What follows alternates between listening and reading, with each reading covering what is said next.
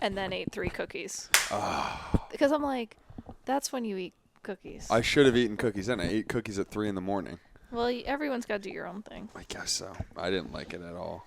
I was pissed about it. I didn't even brush my teeth after. That's disgusting. I just put my mouth retainer back. I rinsed my mouth out with water, though.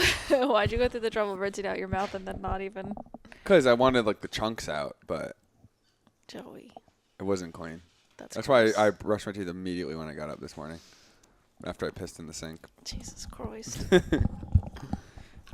You say Cass is a bro, but she can't handle Yeah, a you little can't handle pissing in the this, huh? sink. A little pissing in the sink you can't handle, Cass? No, I can handle it. Sure. I can handle it. But I was, like, at the same moment making breakfast, the avocado toast, like, right next door. I was thinking. And I, there's like, bread you know, right sometimes next I, like, drop a little piece of avocado, and then I put it still back on your toast, and I don't want your pee to contaminate That's true. That's your true. avocado toast. And the bread was right next to the thing, so I don't blame you. I also, in my head for a second, I'm like, this is a little risky, but we're going to do it. And it's like, would you pee if I was in the bathroom with you?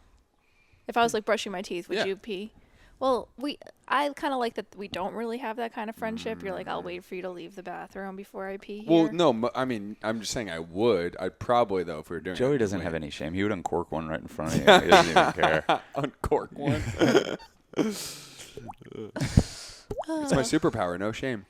Actually, a lot of shame. But no shame kind of is a superpower. I think it goes along with what we were talking about, how I was saying to you, I'm like, you know, I really have come to a place where I don't give a fuck what people think, but I think more than ever I care how they feel. yeah. Like, and that is like well, you can feel what other people feel. You don't. it's selfish. Yeah, It's I don't want people to feel weird because I feel it too. So I try to enter a room and make people like feel good. You guys have the same effect on people. I don't think any of us are trying to like No. use our powers of manipulation No. to put people in a weird like power struggle with us. No, not at all. Yeah. I kind of feel like when I go into the room, it's like, it is a little low. I kind of feel like when I go into the room that I'm just trying to like hop on board with whatever's going on and enliven it up at the same time. Like you want to ride the wave, encounter the wave and ride the wave at the same time. Yeah. And you do really care if like the ship's, you know. I feel like you topsy-turvy. more than anyone, like every person you meet, you brighten their day. And it inspires me. Because sometimes I'll see you brighten someone's day and then they come up to me, like we're on a line, and they're like, their energy goes from like, like I was talking to Joey to like, what do you need? I genuinely, and I say this at my serving job too, because people are like, "Oh, you're a really great server," da, da, da. And it touches my heart. I'm like, "That's so nice." I'm like, honestly, it just helps. I genuinely like people. Like, I just like people. I like kids. I like people. They're the best. What about old folks? Fuck them. Yeah, I know, right? They're fucked up, Fuck man. 'em. They're twisted. They look so fucked up and old. Their ears are down to their goddamn nipples. They look It's like- goddamn dehydrated. They need magnesium more Fucking than need anybody. Magnesium. Yeah. No, I actually, kidding, I love when we were talking to Devin yesterday, and he's like, I'm not going to have kids. It doesn't mean I don't want to relate with them. I was like, I kind of don't want to relate with them or have them. But I was like, the way I treat old folks is I think like how you and Devin look at kids. Yeah. I'm like, we need to have friends that are older and like, yeah, definitely. Old heads are the fucking best. They need and they're people like that. kids. Yeah. And talk about you don't even have to make people feel comfortable are. because they're already comfortable in their own skin. They've had how many decades of doing this thing. So Yeah. it's like they immediately make you feel comfortable because they're just more solid in what's going on or what's not going on. It does scare me a little. I mean, I'm assuming as I get older, I'm going to gravitate more towards old people. Because I guess scares me a little bit being old or being with old people because you're like, it's like the end of the line. And it's like, oh, shit, this is where you end up. If you're lucky, this is where I'm going to be like, huh? What'd you say? Like, if you're fucking lucky. Forgetting everything. Yeah, and That's cool. Although what I do aspire to do is like we met somebody like Tommy, and Tommy was like so with it. Like when we met him, Tommy was 67 years old. Yeah, we met him his 67th birthday. Yeah, 67th birthday, and he's just telling stories. And yeah, sure, he's like missing a little bit of like the like old people kind of, you just miss a little more awareness of the situation. Yeah. But he's so on it. I was like, oh damn, he's doing bomba clot voices, and I'm like Yeah, fucking yeah. cracking up. I'm like, this 67-year-old is literally making me crack up. Oh like, yeah. Yeah. He was the best. That's how I want to be. 67 even doesn't seem old to me anymore. No, That's not like at how all. everything's shaping up for To me now, like old is like 85 and above. Yeah. Yeah, because the bar keeps getting raised because like Mick Jagger's still out there doing his thing at 80. Bob Dylan's still doing his thing. Like these people are still out there doing their thing on a high level. Willie Nelson's still doing his thing at 90. Age is like so much more than a number. It's like a spirit. Yeah. Like I've met some really old young people where I'm like, you are such a grandpa. Oh my God. Yeah. And they're like 23. And it's, Sorry, go ahead. I mean, that's it. My friend Cody. He's like, we've always called him like the dad of our friend group because he's just so, literally, like he never even became a teenager. I'm sure it's because of his traumatized childhood, but he like barely became a teenager. Like we had fun and he did, and you know, we did do a lot of crazy stuff, but immediately after, like once he got out on his own in a way, it's like, he's like, now he has a job, a wife, he lives in a house, he has like all these plans. I'm like, Cody, can we fucking live a little bit? Like, can we? When's his birthday? September 15th, September 28th. Oh, okay, so I guess that's Libra. Yeah. Okay, cool. Yeah. Interesting. Yeah, but he's I think there's a lot of older and younger folk. Like I think life again, it's like that spiritual journey of awakening, and it's like if you can awaken on, you just want your journey to go hand in hand. Like I'm sure I'm gonna hit like at 40 or wherever it is. It's like a peak of like, okay, my maturity is kind of met with my growth, if that makes sense. Or I don't know how I'm putting it. I don't know. Yesterday I called my mom to say, hey, thanks for giving birth to me, because she always forgets my birthday. I love her, though. I'm like, you have one kid. How hard is it to remember her birthday? But I called her and I was like, thanks for giving birth to me or whatever. And she's like, 35 is like, we used to be really bummed in ad agency, because she worked at an ad agency. She's like, we always used to be like really bummed around our birthday because 35 is like the year where they stop really caring about you. And I'm like, that's actually a relief. Yeah. Like you're no longer the target market for advertisers. Yeah, that's pretty sweet. That's It's awesome. like, yeah, they don't need me consuming their shit. I've already made my brand loyalty decisions. Yeah. Yeah. I mean, I was thinking about that the other day, how like what I feel like has replaced religion in our culture is like the symbol of, I'm a Coca-Cola person. You know what I mean? Or like I'm a Pepsi person, or I'm a Nature's Promise organic person, or whatever it is. Like we like are aligning with brands as our idols. Yeah. Like these And they're symbols. playing us like fools. And one way to know is, what is this, like May 20th? About 10, 11 days from now, everyone is going to change their whole thing to that they've supported gay rights, and they're all about gay rights and pride, and everything's going to be rainbows and pride. All these corporations that couldn't have given a fuck about their rights, their struggle, anything. Once they got their rights and the struggle was kind of behind them, they're like, that's a target demographic. Totally. And people fucking fall for it, hook, line, and sinker. Oh yeah. Like any of these are good people. They're It's all exploiting optics. workers. And they're exploiting like optics. They're like, okay, this is optically what could make us look better. Look good. Yeah. And yeah, exactly. But the optics stop when it comes to class war. If they will, any corporation will fucking hang their hat on and pretend to be a supporter of some marginalized community, unless we said, well, can we just make that marginalized community poor people, the people you exploit? Yeah. It'll never be that. No. Yeah, you'll never hear Workers' History Month and all these jobs, all these companies saying, cool, we're going to pay you better, we're going to take care of you, we're going to do better benefits. Stop poisoning you. It's all surface level. It's all meant to keep you on one side and you on another one, and trust me, they got products for both of you. They own the company that owns both the companies. They own the organic company. Yeah. Yeah, they're like, oh, what do you need? We're going to sell it to you no matter what. No matter what. We're going to find your niche and make you feel like, oh, you're beating the system, but no, you're just feeding it. Yeah, exactly. Yeah, it's crazy. I mean, they really don't care. And also, like, again, the more you identify with things outside of yourself, the more you build the character. Sure, it can be a really fun journey to build a character and be like, I'm this guy. I wear Champion, or I wear whatever the fuck it is. Like, I wear fucking Grateful Dead tie-dyes, whatever it might be. Like, the more you're doing that, the more you're squelching your Weasel, your little inner soul. You're like, you got your little, it's tainting who you are because you are just so expansive. You don't really define these things. Sure, they kind of attract you, but like, you as you are, just come naked, and that's the best version of you. I know it sounds weird, but it's true. It's like, don't squelch the weasel. Don't squelch the weasel. Don't squeal on the pusher. Don't squeal on the pusher. We're having a funny time. Like, we're on a wild road trip. We're currently in Kentucky, Louisiana.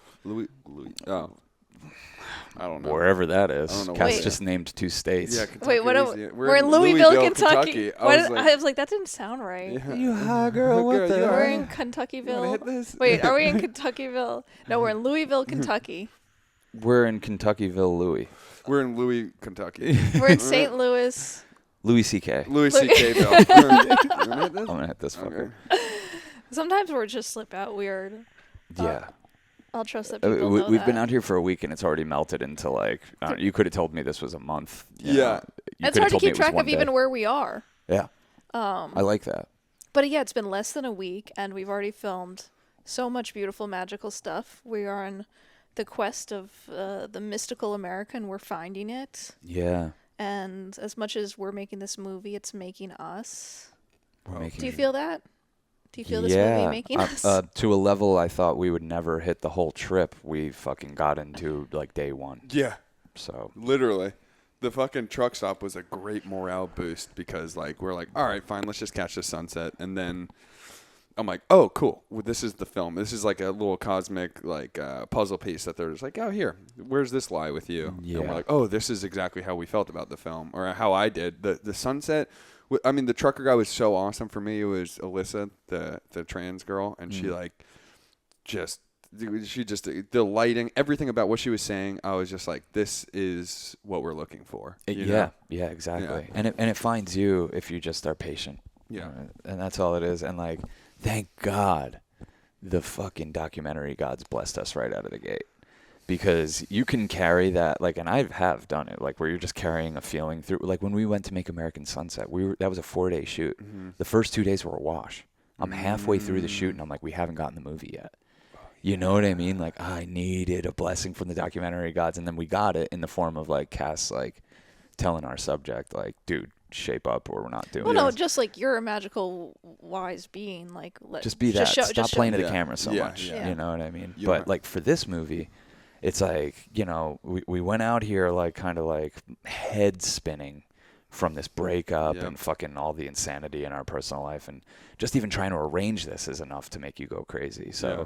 for right out of the gate, for us to stop at a random truck stop just because it was sunset and get, like, really quality subject matter. And, like, for people, it was also just reassuring that people understand what we're doing. You know, they're like, what is this? And I'm like, it's a movie called Wild Magic. And they think for a second, and then they just say something Yeah. that needed to be said. Yeah. Like, oh my God, I fucking live for that stuff.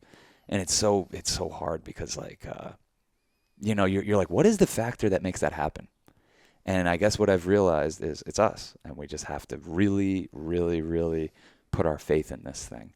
Like what I was telling you yesterday, like his mind was kind of blown that, like, people quit nicotine from hypnosis, you know? And I'm like, it's just a faith thing. It's Yeah. hard to describe, but your faith is such a fucking powerful tool. And wherever you point that, your prayers start getting answered.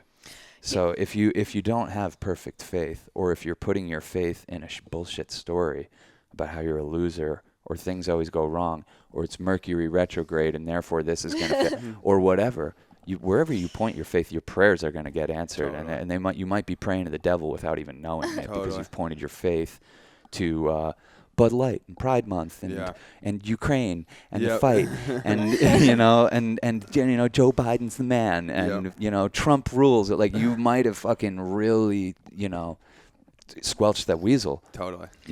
Yeah, the thing with hypnosis is like we have so much subconscious programming running all the time. And Mm. so with hypnosis, you're able to tap into the subconscious and like put yourself into a relaxed state where you have more access to that and then reprogram your subconscious and Hmm. like reprogram your priorities because I think well, for you guys, not to speak out of turn, you're like, "Oh, nicotine would make me feel better in this moment." And Mm. that's the subconscious story you guys have running Yeah. is like nicotine makes me feel better and I want to do things that make me feel better. And I think And then there's another layer of the subconscious story that is I'm addicted to this chemical. Yeah. Yeah. yeah. And so if you can get like a hypnotist can bring you Mm. to like engage with your subconscious state and kind of bring that into the light, you can then also reprogram that so that when you like have the urge to grab a zip, the first thing that comes to your mind is not I want to do something that'll make me feel better, but like, oh, I'm strong and capable and confident and happy where I am right now and I don't need something to make this moment better, you know? Damn, you might have just gotten me. All you just have to add to it is a Yeah. Well, I think also faith is like a very fluid thing where it's like yeah. it's going up and down. Your faith is changing as you're going. And like there's this one preacher, Adrian Rogers, he has a quote that I use all the time. He's like, faith is a lot like film. It's developed in the dark. Like you have to go to sometimes to the darkest places in order to restore your faith. Like you have to get down to where it actually your faith actually matters. Because if you're just lackadaisically going through life, like letting faith sort of weave in and out, and it's like you have to have purposeful faith in a way, and it's like really remind yourself, or you can get just swept up in the. Yeah, we were talking to Leo the other day, this guy that we met. Uh-huh. Remember Leo? He was talking, we didn't film with him, but he was telling us how like really intense psychedelic journeys have like kind of made his life so beautiful because he's so grateful. I didn't hear him talking about this. I didn't realize he was a Leo tripper. was so cool. Leo I was really super liked cool. Leo. Yeah. And it just reminds me of things that we've said and done and just kind of like what Joey's talking about, like go into the darkness and you're like, whoa, life can be really intense and scary and anxiety inducing. Why would I try to do anything to enforce Yeah. those feelings? And us like going out on a road trip just with a car packed full of shit Yeah. and like no idea who we're shooting or where is us going into the darkness to restore our faith in our magic and what we do. Yeah, it feels like a trust fall into the universe and Yeah. I've been I don't I want to say this in a way that's like I don't mean to like I want to say it because I want to honor this moment that I feel like we're in because I feel like we are I was saying this to Devin yesterday like at the center of the ikigai thing, you know, the Japanese Venn diagram of a way of being, which is there's like 4 big circles and it's like what you love, what you're good at, what makes the world's money or what makes the world better and what makes you money. I think I said 4 different things. And then in the center of that, if you can kind of do all those things, that's your ikigai. So if you're like, oh, I'm really good at, you know, airbrushing and it's a passion of mine and I love doing it, but now I'm going to do something that, you know, helps people wake up through my airbrushing message and people then want to buy it. Then you like find your perfect way into the ikigai. And it's like, I think it's not bragging because I'm 35 and I finally feel like, whoa, I think I might be in the center of this Venn diagram. Yeah, and it'll change too. And because I know it'll change and because I know this isn't like a stable like I made it, it's over, I can like take the moment to really appreciate it and honor it and be grateful for it because I know it's not like I'm the other side of a mountain or there's no resting on your laurels here. There's just like, whoa, I think I'm in a moment where I happen to be in the center of the Venn diagram for the first time, and that's really cool, and I'm very grateful. And I think like when you're in the center of that thing, that's where all of the and I can say from being in it right now, we're right in the eye of the hurricane of that thing. It's filled with synchronicity and kismet and magic and connection. And just for the timing of all this to work out, that like that's happening for us right now, and we can speak to it, and we know it's happening. Well, it's and very special. I think like even with the breakup we've gone through recently, like I think we're handling this breakup better because we don't really have a choice. Yeah. But also because it's really cool getting older. You know, it's Yeah. really cool having had the really hard, gut-wrenching experiences so that when the next one comes, you're like, I could let this rock me to my core, or I could just like witness it the way, because that's an option, you know, to bear witness or to like really feel the weight of all the suffering. And, you know, Yeah. pain is inherent, suffering is not. Yeah. Suffering's optional. It is. Well, we met, you know, and this is like, I think the perfect way to speak to our lifestyle and what this movie is and everything is we had this one day where we're in West Virginia and we're trying to get to this Hare Krishna temple called the Palace of Gold. Mm-hmm. Beautiful place, like huge destination. I think it's the biggest Hare Krishna temple outside of India. Oh wow. So yeah, so like it's a destination for people. Yeah. If people that can't make it to India, they try to make it to that place, which is so weird. West Virginia. It's in the middle of fucking nowhere in West Virginia. If you can't make it to India, go to West Virginia. Yeah, you're driving through fucking hollers and dirt roads to get to Mhm. this place, and it's crazy. And you know, we're like, obviously, that needs to be a destination for this movie. We need to go see what it is. You know, it's probably really vibrating in a way that would make sense for this. And on the way there, we stop at the gas station to grab some ice, and Cass comes running out. She's like, the guy working in there is wild magic. He's perfect. He's like a twisted joker. He won't shut up. And like Joey just grabbed the camera, walked into this gas station. You guys filmed with this dude for 20 minutes. Yeah. And our hearts were so filled. And then we went up to Palace of Gold and we're like, this is cool, but it's very sterile and serious. Yeah. Yeah. I mean, this guy was living it. He was like a walking sunbeam of joy and just everything. And he was singing a little song about him being from Bangladesh and everything. And he was just and before we did a little tarot reading with our friend Ari before we went on this trip, and one of the cards that we said, like, what should we look out for? It was like people with an open heart was the energy. So it was like when Joey and I met him, we were like, we all both right, were like, we gotta film with this. he's got one of the brightest, openest hearts I've ever seen. Yeah. And so that is what wild magic is. It's like, it's the guy at the gas station, not necessarily the guys in the temple, because that's where the intersection of wild happens. It's not, Intersection, yeah. sacredness is not confined to the structures of dogma or material whatever. It's you know it when you see it, you know it when you feel it, you know when someone makes you feel their presence. That's magic. Magic is presence. So that's what we're looking out for, and it's fun because we didn't even film at Palace of Gold after that. Yeah, we didn't even end up filming there. Yeah. We're like, it's not, whatever. But it is something you feel, and it's undeniable. So in that sense, we're not even looking for it. It's just, it is. And then we take out the camera when there's a real gut feeling. Totally. And we've only been doing this for a week, but like within the first day, we knew like, oh, here's how we're gonna make this movie. I think, And that's sorry, for me as the director, that's really nice. That's a good feeling. To not be like stressing out on Instagram, like let's find everyone that has mysticism hashtag in their fucking like, no, that ain't what this is. Yeah. That, and you know, and it's not what a lot of our movies are, and it's harder to make these kind of movies when it really comes down to it. It's way easier to be like, we have an interview lined up with an expert at this place. They're gonna mansplain what magic is. And then we're gonna watch fucking Chris Angel ass fuck do a trick. You know what I mean? Like they're you know, or then we're gonna watch this guy chant in this holiest of places and this and that. Like everything's the holiest of fucking places. Totally. Everywhere is. What the fuck would make this marathon gas station any different than a temple on the top of the mountain? Totally. What makes it different? There is no difference. Yeah. I think it's really, when you said intersection, that's where I think we're trying to reach, is like the intersection between, because I love going to the Palace of Gold too. I love meeting these people. Oh, yeah. And not to discount the amount of devotion that they put into it, because they can get a lot from it too. It seems like their lives benefit a lot from it.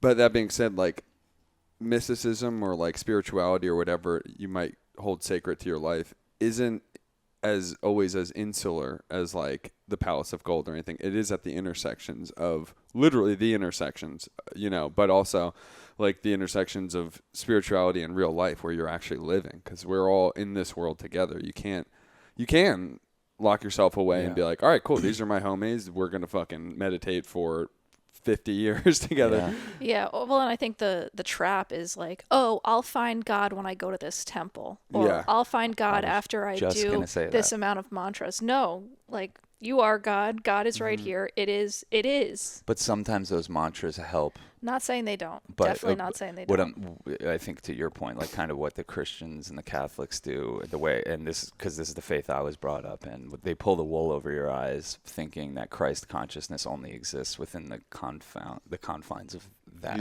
place. Yeah. When in actuality, if you're accessing your Christ consciousness, you see it everywhere in everyone. And Yeah, it's interesting that people seem to want to gatekeep access to God. Or well, something. of course, it's extremely profitable. Yeah. Yeah. to hang on somebody, and not just somebody, to hang on generations of people for thousands of years, that when you die, there's a heaven and a hell. And if you're not doing our prescription for life, you're going to hell. And guess what? Our prescription for life requires you to give us 10% of your income. Yeah.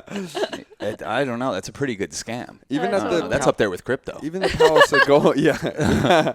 Even with it's up to me. It's easy. It's quite simple actually. You know, We simply make generational Yeah. wealth. That's it. You know. that's it. And That's the only way to do that is by not doing any work whatsoever or putting anything positive into the world. It's by trading shit coins. No, but it was so interesting to go to the Palace of Gold, and like I'm glad Cass brought it up once we left. I was like, it's very interesting to have that intersection again of like money and spirituality. They're like, yes, there's like five pounds of gold in this palace that you're standing in right now. Each part, these marbles are flown in from different parts of the world, and this was a gift from Henry F. Ford's son. And I'm like, didn't he hate Jews? But whatever. And, Oh, yeah. no, Definitely. but like it's even the donation box when we were in the middle part like of the Palace of Gold, it was filled, and I was like, not that I see it as a bad thing, but it's just it was a tide. Even the guru had a Rolex on his fake body. That's Of what got course. me. Yeah, Of that's course. where I was like, it's interesting to me, for some like Saudi Ruchi, the man we met. Yeah. He was so incredibly awesome, a devotee to life, and Yes. it really has the intersection of like Hare Krishna and life, and like really living it. He uses it as one of his tools to get through life. Yeah, and even he was like, in my dreams, the guru came up in a golden limousine and said, "Hey, thanks for all your work," and Yeah. then got in the limousine and left. And that was because he was at an intersection. That of, was in like- real life. No, a gold. He said it was an all gold limousine. Oh, That was I thought it was a really happened. No.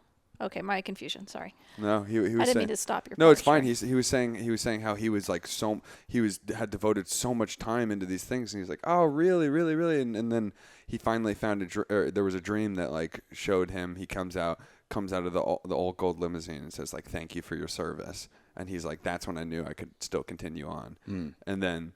Yeah. I think that's just like who we are. Like we're very much aligned with Sadaruchi. Like Yeah. he is like the no bullshit. Like I'm not cutting my hair. I'm not like, shaving my head. If I hang out there more than 3 days, they make you shave Yeah, up. So I yeah. just leave every 3 days. Exactly. Yeah, man. He's like, it's cool, and he's Yeah. still put in the hours. He's like, sometimes I would just come up here with a mortar and fix Yeah. the wall here, and he's like, if I wasn't gonna do it, no one was gonna do it. I think we were all really taken aback by what can be accomplished with devotion. That And blew me away. I think, and I yeah. think that a lot of people who didn't maybe have marble or tile or painting skills or oil painting skills came together, and with their devotion to this, to the Hare Krishna chant and to this particular leader, Prabhupada, and were able to like incredible feats, just incredible. That's what I was blown away by. Was more just like the human, like, wait, people that didn't know how to construct anything made this thing. Like, that blew me away. But yeah, the Rolex on the statue, the displays of wealth, the brags about all this stuff. I'm like, that pulls me further away from what this thing is all about. Yeah. But at the same time, I understand what it is. It is, when a hypnotist uses the thing, Yeah. all that stuff is their It's very version of that, important. because they know somewhere deep down that America's values are based in that, in greed and Totally. wealth, and we respect material success. If you Yes. can create material success, we liken that to spiritual success. Yeah. So we're more likely to trust Yeah. someone who has been the master of the universe. If you can master the universe to have, however many Rolexes or whatever it is, we're like, you're powerful. And if you're powerful, we want some of that power. And if it's through, Hare Krishna chants, we're going to be like, okay, that's what we want. It's just one of those factors that just draws you to it a little bit more. Interesting. Like, oh, there's wealth here, there's gold here. It's very shiny, like it's very alluring. Whereas like your boy Jesus was not hanging out in those places or doing those things. He was living wild magic. He was going around performing miracles at gas stations and shit. Yeah. Yeah. Turning C4 into water. Yeah. He was fucking turning sand into meth. Yeah, bucked up. he could Sand do into anything. He could do anything. Yeah. He was the fucking man. Yeah. And he was chilling with fucking homeless people, and he was a homeless person. He was hanging out with prostitutes. He wasn't trying to say like, look at my accumulation of wealth. No. There wasn't. It didn't help him that he didn't do that. Jesus was way cool. Yeah, and also I feel like these religions or whatnot, whatever you want to call it, or modalities of life, you have to actually integrate the material element and money to it, or you're gonna get outmarketed by Scientology. Yes, exactly. You actually need like Hare Krishnas in That's San Francisco and everything, to do it, or else other people will go somewhere else. It's not going. Ooh, it's what? Keep going. Okay, cool. Did you put your phone on airplane mode? Cool thing. But yeah, so no, I just feel like it's the adjustment of you like have to do that, and I think it's an admirable thing, and I think it's helped a lot of people, that modality of life, and I think it's interesting. Yeah. Hey guys. We're back on video. We're back. Happy birthday. Thanks, Joey. How rare we never get to just. This is our podcast. Yeah, no, this is the Joey and Cass show. So anyways, Bubble Buddies, what's it about? Peeing in the sink, having a great time. What then? What? We should talk about your water experience. Oh, water. Well, we'll wait for Sean for that one. Yeah, but yeah, no, I mean, this has been a freaking incredible trip so far, and you've really put in the work as producer, craft service, PA, driver, security, DIT, AC, AC, sound mixer. Actually, Sean's AC. Well, no, who's you're charging AC the too. freaking batteries? Sorry, you're AC. I'm sorry, you're right. Sean gets one lens and he gets AC credit. I'm like, this kid. He carries the tripod once, and it's like, oh, Sean's the AC. I will say though, like again, as a team, like it's a good mixture of like we've all been in filmmaking enough that it helps the magic come through, because we're like, oh, cool, we have the camera bill. Well, I need an ND filter. We know we've kind of stripped it down to the bare essentials and the skeletals of a film. Yeah. I remember when my first, this just shows how far I've come in even my thinking towards it. When the Archive, my first film, got into Sundance, it was playing before a film by a guy that I love named Doug Prey. So I got to spend a lot of time with him. We did 7 screenings together, and like I grew up on his movies and just love his approach. And like I remember he was just like, oh, the only thing I ever really even communicate to my cinematographers is like loose, just keep it loose, really loose. And I remember that like bothering me. Oh, really? Yeah, I was like, I don't like that. I'm almost the opposite. I'm like composed. Like this is about, composure and preciousness and all of this stuff. And I just couldn't, believe that this guy he was my age now. Was saying like, oh no, like, it's all about that. And now I'm like, it's literally how we've made like maybe the past 10 of these is just like with just the spirit of looseness, not just in the camera work, but just in the approach to the whole thing. Not making it anyone else's problem. Yeah, loose, not shaky. Absolutely. Yeah. But I think this has been interesting because it's the loosest we've ever approached. Like, I'm glad I'm a sound mixer because there's barely even any producing to do on this, because it's like, okay, we just need to figure out the next place we're going. There's not a lot of like lining stuff up ahead of time because we're kind of trusting in the magic for the most part is like inherent to this. Yeah. For some reason, the magic isn't allowing us to record videos on these podcasts. Yeah. What the fuck? Did you just... I don't know. I didn't check, but I'll check if it's still it's filming. probably maybe my phone's full and it just like. No, it's still going. Okay, cool. Yeah. I don't know. I don't know when it cut off. Yeah, it might There have cut just off. be. Yeah, it might we just might be be able to salvage it, and there just be a little gap without video. Yeah. Worst case, it's audio only. Yeah. Worst case, it's just for the homies. It's just for the, and also I will say, I think Ganesh has been following us and getting inside of our electronics. My toothbrush has been compromised. Why Ganesh? Ganesh is the removal of obstacles. No, Remover of obstacles. Not also the provider of them.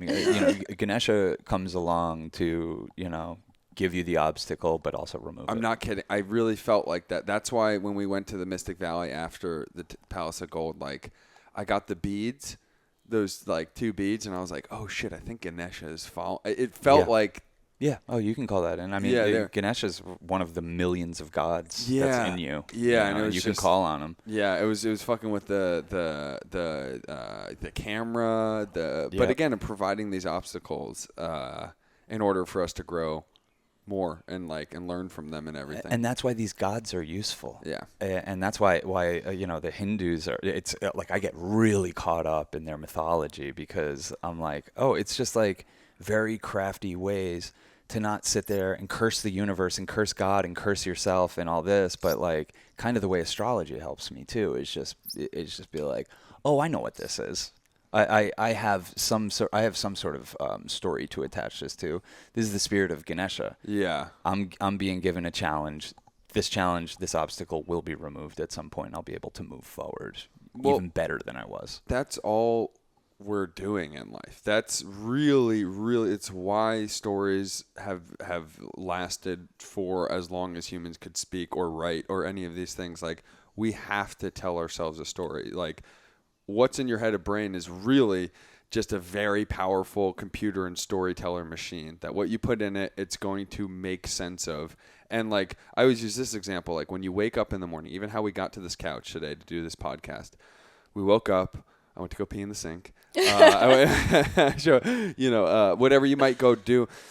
You think all of these things led you to right where you are right now, listening to this podcast or sitting where we are recording this podcast. Really, in reality, everything that happened had nothing to do with you, with your day. It's no order at all. You're just experiencing the moment. And the moment is still the same. Nothing has changed other than the story that you've told yourself from the past 6 hours since you woke up. And so getting here, it's like a storyteller machine. That's why religion's so powerful, because we all need stories. We need beliefs. And if you don't have those, you're very impressionable and it's like very vulnerable and open up to, propaganda, advertising, consumerism, depression, anxiety, being pulled every which way by social media, all of that stuff. And I can only speak to it because I've been victim to all of it. I am victim. Yeah.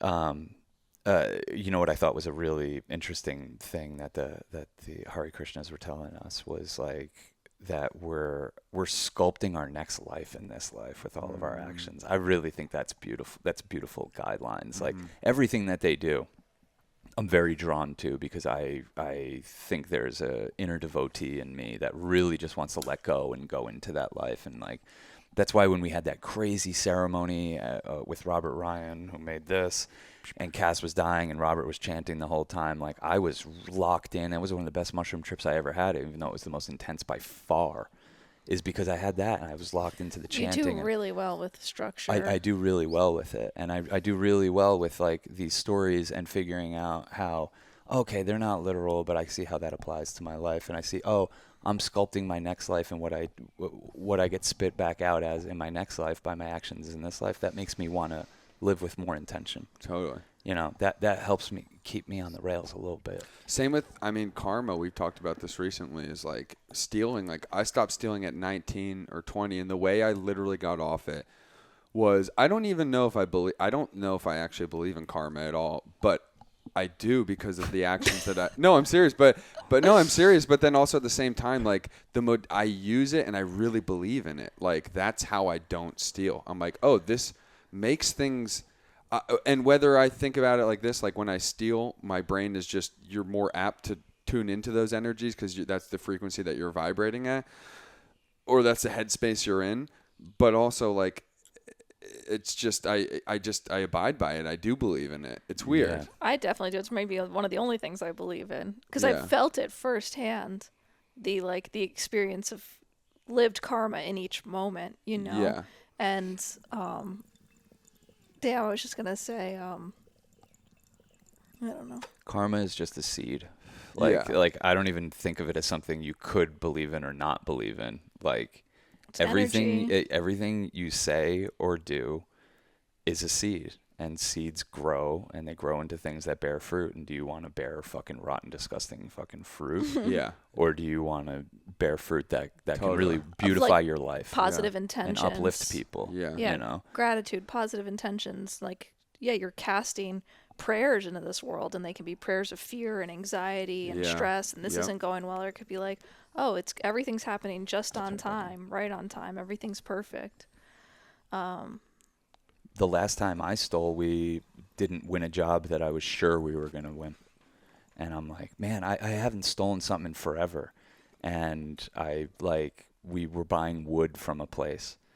And like we bought 4 bundles and there was only 5 left. And I'm like, I'm taking all these. They don't know how many are out here. And then like we lost a gig the next day. And I was like, I blamed that. I don't want even to. remember this. Maybe you didn't even tell me this. No, because I beat myself up over it. I was like, oh, that's the reason. Because I was sure we were going to get this gig. I was just like, there was a good rapport. Everything was just lining up. And then like the night before they were awarding the job,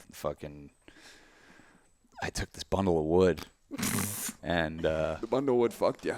yeah, I mean, in a way, I'm not going to be. I don't know. I don't need to be that literal about it, but it is a good No, reminder to yeah. be like, you know, It's and just not even the if you life don't you wanna need to live. take it to like a mystical place with it, we live in a society.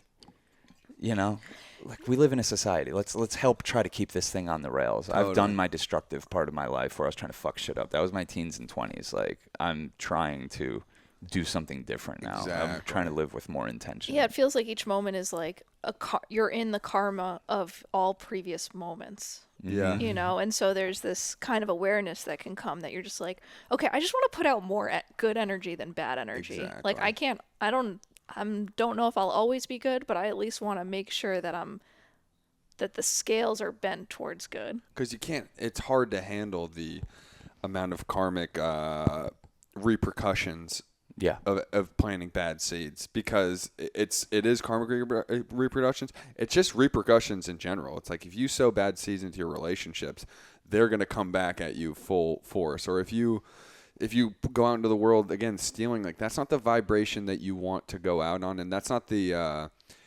intent you want to bring to the world. And I hate to bring it as corny as Gandhi, but like what you put out, like be the change you want to see in this world, you really will see the change. Like you really will. Like as you start to do that, yeah, it's interesting. I'm very conscious of like my karmic relationship to the moment, or like my and like I don't even throw zips on the ground. I'm like, I don't even really know how I that. stopped doing that. Yeah.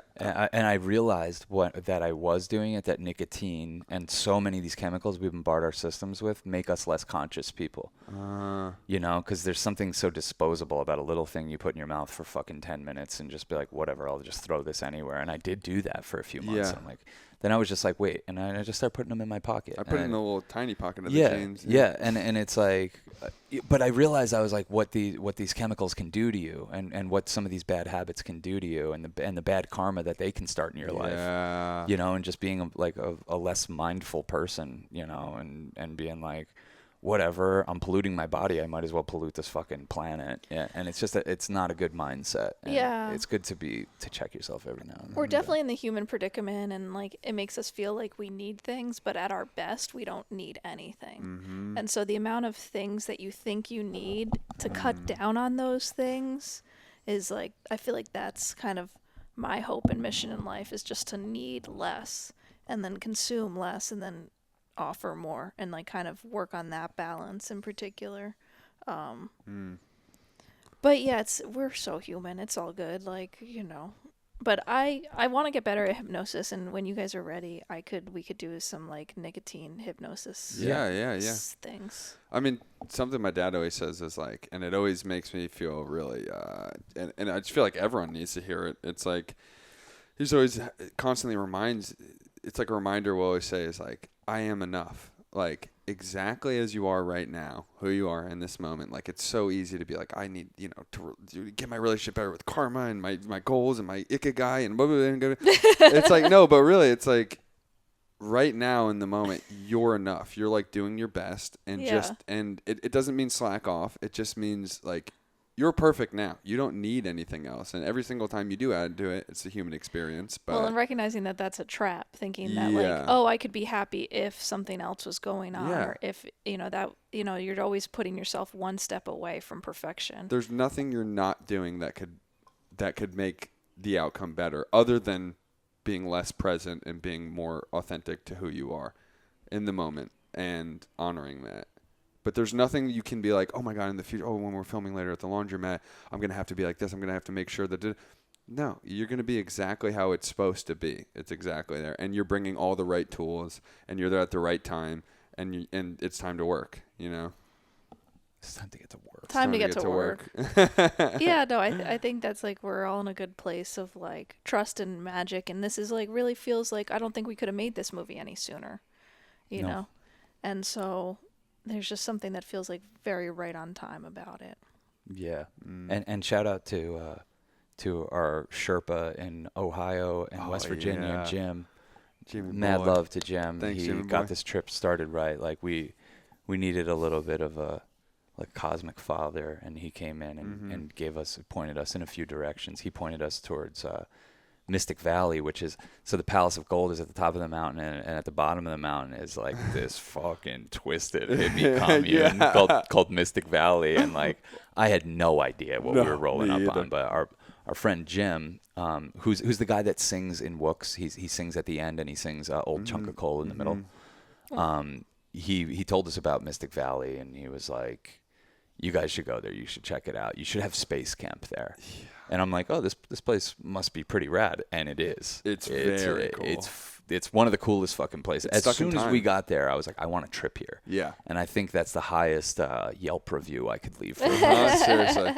When you get there, you're like, I wish I was on acid right now. Literally. We were at the water. I was like, this is where I'd want to have a come up. Yeah, exactly. And these guys are just like living on this piece of property, and they built a fucking legit stage with like a makeshift amphitheater on the hill. Yeah. And with just all these synths and equipments and drum sets and guitars, and like these dudes are in their late 60s, early 70s. It's stuck in time. It's a place stuck in time. And they're telling us about how they met George Harrison and the time they met Paul McCartney, and I was like, God damn, we're now 1 degree removed from like super idols. Yeah, exactly. And like we just hung out with these guys for a couple days and shot them playing some music, and they just showed us kind of how they live, and it's just like such a freeing, like it's such a necessary thing to bear witness to, and that's why it'll be important to the movie, just seeing like, hey, there are people that have completely trust fallen into this thing, and they're not without their struggles, but they have access to a level of happiness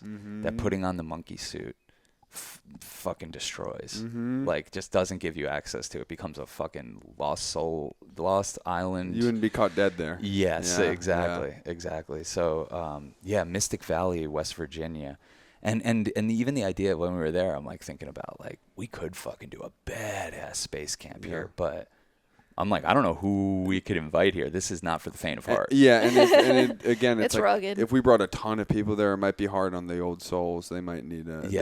I need an in-breath. I need an in-breath. I mean, they're encouraging us. They're like, come here, bring people here. Like, let's fucking party. Like, they were so welcoming of us. Like, we could still be there. Yeah, they're just like no powder dry. As soon as we got out of the car, they're like, oh, y'all camping down here? Yeah. And we're like, on your property? We met you 1 second ago. I'm like, and I felt like kind of like maybe we probably should be camping here. Yeah, like, right. This is legit. Yeah. Totally. And then they played the most beautiful music ever. Oh yeah, no, definitely. I feel like the synchronicities just keep coming. And then, like, on the Discord, Shanti was like, hey, if you happen to be coming through Cincinnati. And we were like, I looked at the map, and I was like, oh, we're going to Newport, which is right across the river from Cincinnati. And I was like, oh, my God, we're going there tomorrow. And then we go to Cincinnati, and we pull over and just see these happy people dancing. And we're like, all right, let's film these guys. And then someone else from the Discord was like, I was just watching Wook's and Sweet Nothing yesterday, and then I saw you guys filming in Filming. Cincinnati. You're Yeah. in my city. That Yeah. blows my mind. Yeah. That blows my. Well, I mean, we literally pulled into Cincinnati and we were supposed to go meet up with Shanti, and there was like 15 minutes before the place closed that he was going to be. He was at a farmer's market, and so we just pulled over and we saw these people dancing. And I was like, "Oh, we're supposed to meet this guy, but I don't. We can't. Let's just do this." Like the Yeah. first thing we saw. I was like, and, come on. And those women dancing turned out to be the North Side Witches of Cincinnati. Yeah. Like, what the fuck? Totally crazy. What the fuck? And they're just just dancing ecstatically, and the whole community's coming and going, and it's right at beautiful sunset. And then Shanti just comes waltzing up, and he's like, "Hey, you guys want to chill? I've wrapped up my farmer's market thing. My friend lives right there, like at the building we were parked outside of." He's like, "My friend lives upstairs. Let's go." We go upstairs, and there's all these like mystical 23-year-old kids fucking hanging out. Aloha, like, brother. Aloha, brother. Like, just welcomed us. Like, we're sharing dabs. We're sharing Chicago. They're making some sass tea. Yeah, that was We were crazy. having a great time. And one of the dude's mom came home who it's her apartment. And I'm like, oh, shit, mom's home. We might want to get out of here. She turned out, she was She's like, the coolest one. she was She's the coolest so cool. one. So she was cool. like, yo, chill. She Yeah. got to know Cass. They're best friends. She's Yeah. going to help us do some fundraising for our Yep. future projects. Like, Yep. Shouts what out. the fuck? Yeah. That was a great night. That was a great It was like, that was like I just described like a 3-hour Yeah. swimming in synchronicity and Yeah. magic, and just one thing after the other, and to the point where like I'm sitting there on the porch taking dabs with this kid I just Yeah. met, and like the elephant in the room is like, Mare just dumped us and we're out here Yeah. trying to capture magic. And like I shared a little bit about the story, and he was like, the exact same thing Yeah. happened to me 2 months ago. Yeah. And I was like, what? Yep. And he described the situation, and it helped me so much because this kid, he's so young, but he's brilliant. And he works in mental health, and he was saying like, you know, what a paranoid break looks like and what it feels like, and to be like on the receiving end of your partner and best friend having a paranoid break, and like, you know, what you can do and all this stuff. It was just like, how the hell? Like, I could have gone this whole trip without telling anyone about that.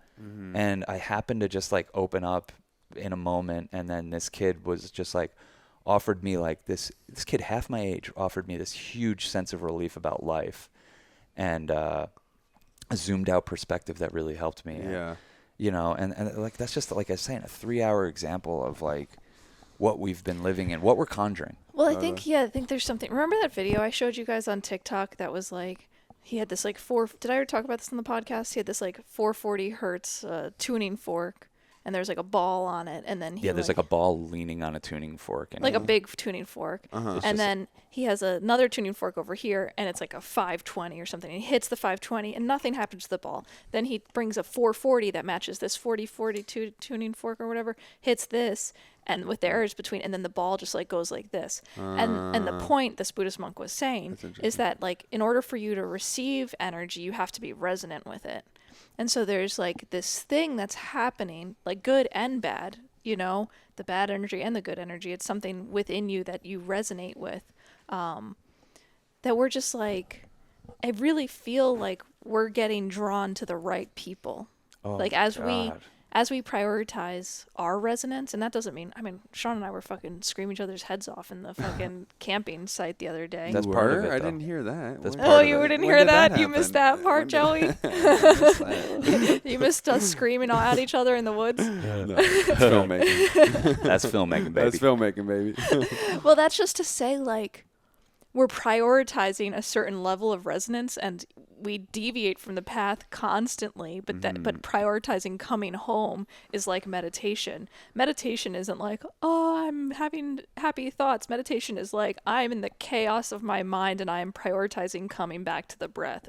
Like, I prioritize the training of coming back to this moment in the breath, no matter what kind of chaos sweeps through me. And that's kind of like within our relationship. Like, Sean and I have a very close working and intimate relationship, and at times we're gonna like miscommunicate or need to like say some things or it not be pretty for a minute, but we like are prioritizing having a magical, fun and funny time.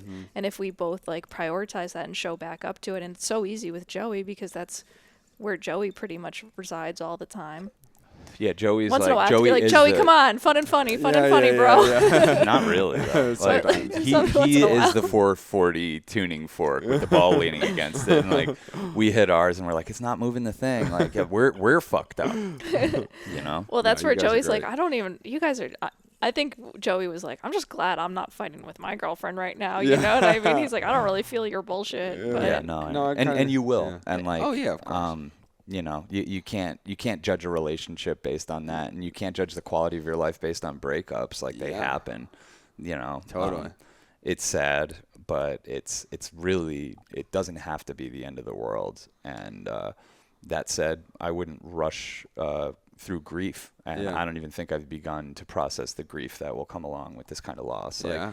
even if we weren't romantic with Mare, the amount of time and physical space we shared together and psychedelic trips, which all of that, like speaking of karma, talk about amplifying that feeling and being able to instantly feel that where you're vibrating at and how it's being received, and being able to make in the moment adjustments. We've done so much of that with Mare. And like I'm saying, even if it wasn't a sexual thing, and it was, we would still have to grieve the loss of this friend. So I'm not saying the grief won't come. I'm just saying right now we're powering through, and we're relying heavily on the angels, like heavily, and we're praying to the angels every day. Every time we get in the car, we say, protect us today, show us the people that we should shoot with, you know, let's have fun. We're out here just trying to have fun, to show other people that this fucking nightmare of a country has pockets of light all over the goddamn place. Yeah. They're everywhere. Totally. It's like fireflies, Yeah. and they just blink up, and you could see them, and then they go dark for a second, and then they blink up, and you got to try to capture it at that moment. And I know that sounds lame, but it's kind No. of the way I think of it. And again, I don't know. The grieving thing, the end of relationships, it can feel tragic, but when you've had the experiences we've had, and like this is what Cass means, like getting older is fucking awesome, because I don't have to immediately turn this into the suffering that I've turned previous breakups into, Yeah. or turn it immediately into chaotic distraction and over medicating with fucking indulgences. You know, we're raw dogging it a little bit, leaning heavily on the angels. And I will repay them with this living momentum of this summer. Monument. Yeah. Yeah, I'll repay them. Like, I understand the exchange that's going on here, the transaction that's going on here. They're taking such good care of us. We're on the first week of what will probably be like 8 weeks of shooting in total, maybe more. And they've just provided so much for them that I'm indebted to them, and I will make this the most beautiful thing we've made yet. You know. And especially if they keep providing the way they do, I mean, it is They've been really good. clown time out here. It's just been so Clown fucking town. It's fun America, and Jack. funny. This is America, This is man. We America, can Jack. do anything. We can have a good time. You get in a goddamn Nissan Rogue and drive across the country, Jack. Come on, Jack. Come on, man. Come on, man. We got this. Come on, man. Yeah. Economy. We could fix it. 1.5 trillion in debt. I really appreciate being able to share our journey along the way, and that if anyone who's interested in following along Well, with I us. feel like you dragged me kicking and screaming into the last podcast. So like, oh Yeah, God, we're yeah. going to address this. Like, because there's a lot of stuff that's happened in our life that just we never talked about on here, you know? And it's like we dance around, and maybe like some people might pick up on, like, but it's just like, let's just not broach that subject. And like, this was such a big one because Mare is a part of our life. And like, I was just like, once we're out on the road, we'll be fine. We just got to fucking do podcasts out there. We don't need to do one and explain to people what happened. Thank God we fucking did it, because I was carrying such a fucking heavy weight. And when and last time we've had these tragic breakups, we didn't have a fucking community of people. Yeah. So we do this time, and I forgot how they're the angels. Everyone was like, you guys are going to be fine. This is going to be great. This is going to be, this is the fucking impetus for what you needed to fucking call in the wild magic. You needed to go through a little bit of a dark night of the soul, even if it was just a couple nights. So, yeah, I'm just so goddamn endlessly appreciative of the people that are on our Patreon and on our Discord community. And it's our goal to become in-person friends with anyone we can, especially while we're out here on this trip. Yeah. You know, meeting Shanti the other night, incredible. Hanging out with Jim, it's so cool. And we're gonna meet up with a lot of other people. But yeah, Patreon.com/churchofchill.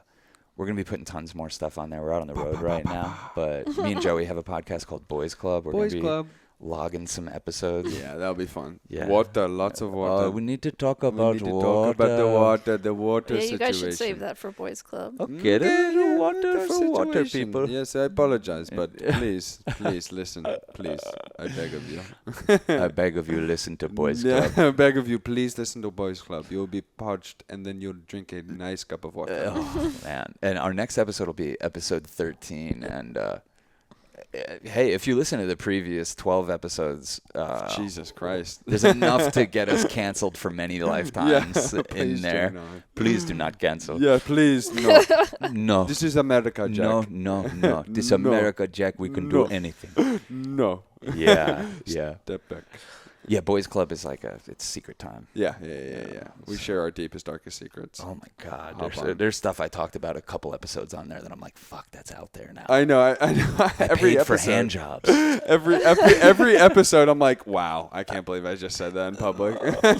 We're gonna go deeper Yeah, too, because yeah. we're gonna get your partner in crime, Seabass, on Yeah. here, and you guys have some stories I'll make you tell. That's some secret stories. Awesome secrets. Awesome secrets. Awesome secrets. Oh man. Cool. So we're gonna go capture some wild magic. We're gonna hang out with Devin today. Booyakasha. Yeah, lots of updates coming on patreon.com/churchofchill. Joey support. does stand-up comedy. Follow him at joey.lipps on Yes. Instagram. Thanks, bro. And yeah, he has beautiful photography on there as well as comedy. I'll have a and comedy account at some point, but yeah. Just make it this account. Yeah. Don't. Right? Yeah. Yeah. Yeah, you're one person. You don't have Yeah. to splinter off your personalities. And Right? do all that. Okay, cool. Yeah. I Cool. don't think so. It's honestly a good reminder. Yeah. Yeah. Cool. We'll be out here all summer. Please send us your prayers more than anything. And Love we'll you send guys. ours. Yeah. Yeah. We're praying for you. Praying for you. Peace, love, and magic, y'all. You are enough. Ay, ay, ay.